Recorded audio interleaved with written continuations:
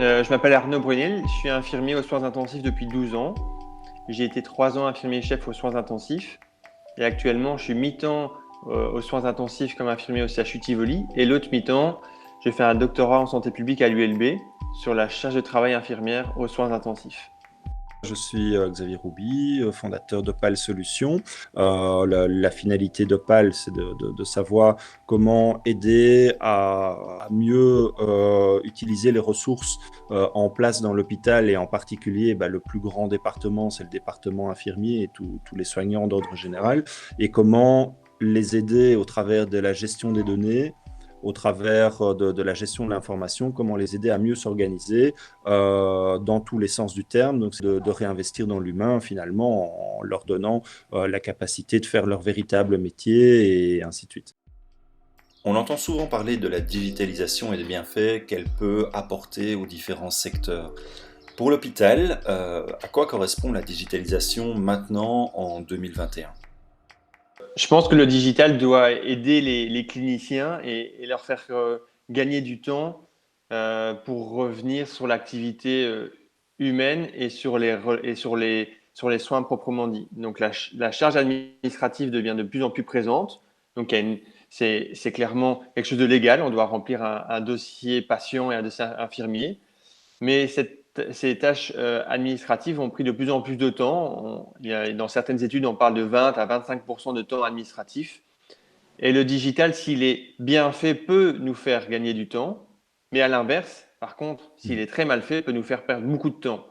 Et donc, je pense qu'en 2021, toutes ces innovations doivent aider le clinicien pour revenir sur les soins centrés aux patients.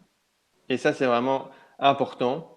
Et j'ai l'impression que dans certaines philosophies, dans certains hôpitaux, vu qu'on n'investit pas assez dans le digital et dans l'informatique, on a l'impression de faire l'effet inverse et d'augmenter ce temps administratif et donc de diminuer notre temps au contact patient. Donc cette digitalisation pour aider le personnel soignant à récupérer du temps pour le patient. Au quotidien, ça se concrétise comment? Dans ma pratique au quotidien, ça peut être vraiment le dossier infirmier et donc le dossier infirmier qui peut nous prendre beaucoup de temps et donc par exemple une automatisation des paramètres vitaux. Donc il y a beaucoup de paramètres qui peuvent être enregistrés aux soins intensifs.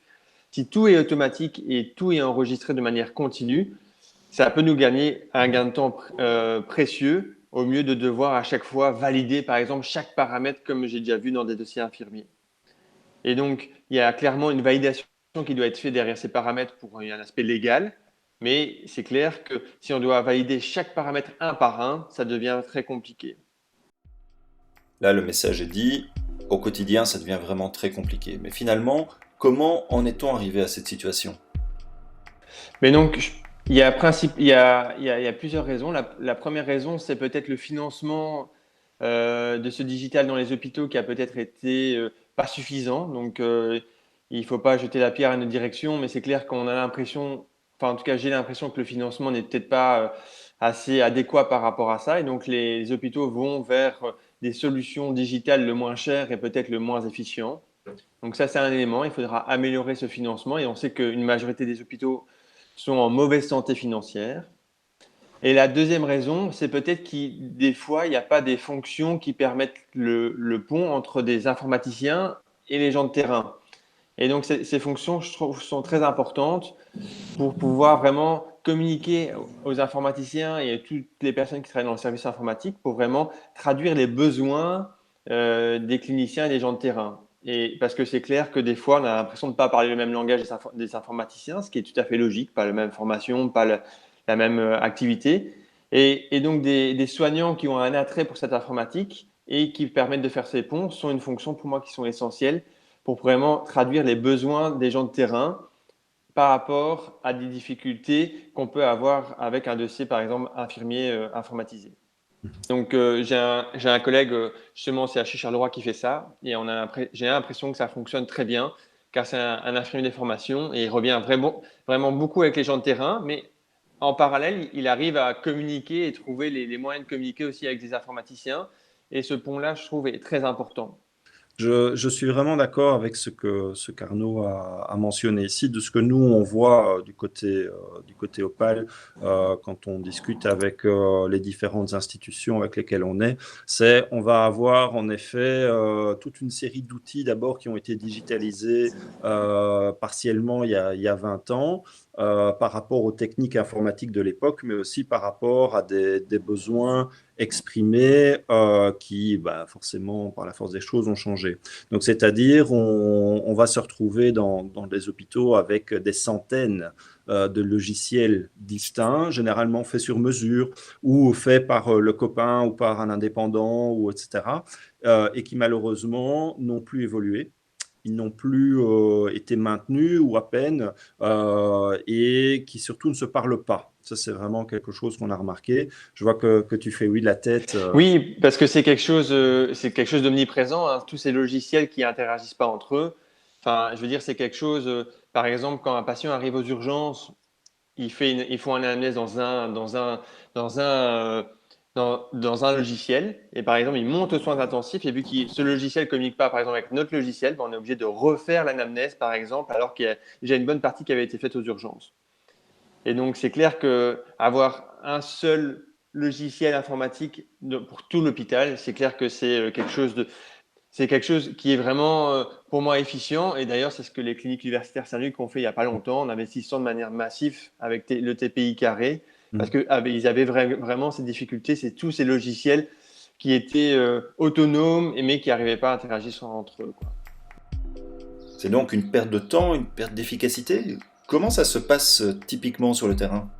Donc, à l'heure actuelle, pour l'instant, on pourrait avoir un logiciel pour la gestion des lits. Donc, quand le patient arrive aux soins intensifs, on ouvre un logiciel pour faire rentrer dans notre lit. Ensuite, on fait une prise de sang. Ça veut dire qu'on doit faire la demande de prise de sang peut-être dans un autre logiciel.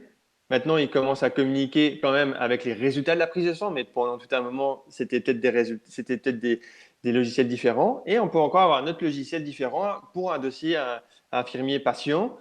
Et encore, je parle là de dossier infirmier-patient, dossier global, mais même des fois, c'est compliqué entre le dossier infirmier, le dossier médical. Qu'est-ce qui peut communiquer entre eux? Ça peut des fois avoir vraiment beaucoup de logiciels qui des fois communiquent pas entre eux, et donc il faut à chaque fois recommencer, par exemple l'encodage du traitement par le médecin, etc. Et donc c'est vraiment, c'est très important, quoi, ce que Xavier vient de dire.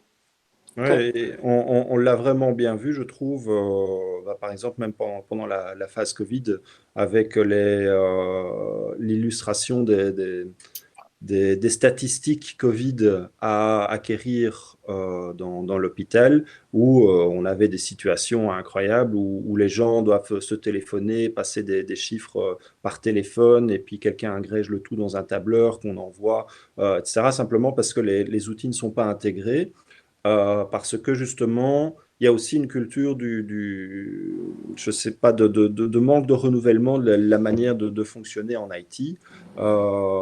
Allez, depuis quelques années, avec le cloud, sont apparues vraiment les notions d'API, les notions de communication entre les logiciels, avec justement soit des approches très monolithiques comme le TPI carré, justement à Saint-Luc, où ben là, on vient avec la grosse machine de guerre, on a un super ERP qui fait tout et qui est fantastique et qui marche, mais qui nécessite en effet un déploiement sur plusieurs années, avec des centaines de TP qui sont impliqués dedans.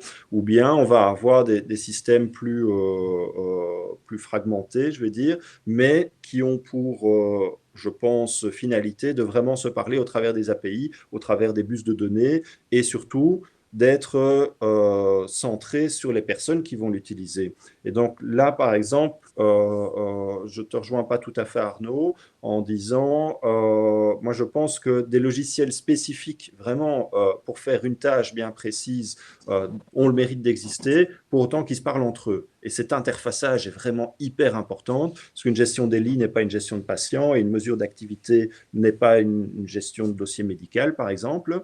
Mais par contre, il faut, bon sang, que ça parle. Ces différents logiciels doivent pouvoir s'envoyer les données de manière cohérente et intelligente. Sinon, on perd du temps pour des fonctions qui sont en pénurie en plus. Donc, il faut vraiment que ça se parle. Les interfaces, vraiment.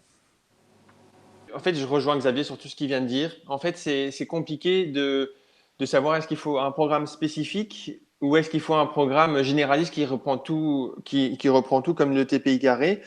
En tout cas, de mon expérience plus alors soins intensifs, j'ai rarement connu des programmes généralistes qui s'appliquaient bien aux soins intensifs. Et donc, les meilleurs programmes que j'ai connus, c'était des programmes spécifiques vraiment pour les soins intensifs parce que ça demande une gestion qui est différente. Et donc, c'est vrai qu'un programme spécifique soins intensifs, c'est souvent, il y a des Rolls-Royce là-dedans et ça peut permettre de gagner du temps. Mais alors, il faut qu'il soit connecté avec tous les autres, évidemment, et qui permettent des loggings un peu interchangeables parce que c'est vrai que se loguer, se déloguer, se reloguer, mettre son mot de passe, à chaque fois, des fois, ça peut être aussi chronophage.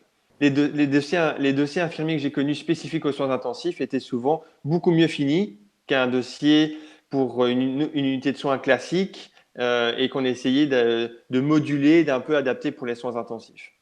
Ok. Et alors, il y a un challenge aux soins intensifs, comme je l'ai dit tout à l'heure, c'est tous les paramètres et des paramètres qui sont des fois des appareils qui sont différents. Donc, la dialyse vient d'une marque différente, le respirateur vient d'une marque différente, le monitoring vient d'une marque différente, la CEC vient d'une marque différente. Et comme j'ai dit, ce qui est important, c'est d'intégrer tous ces paramètres de manière continue, surtout si on veut faire de l'intelligence artificielle.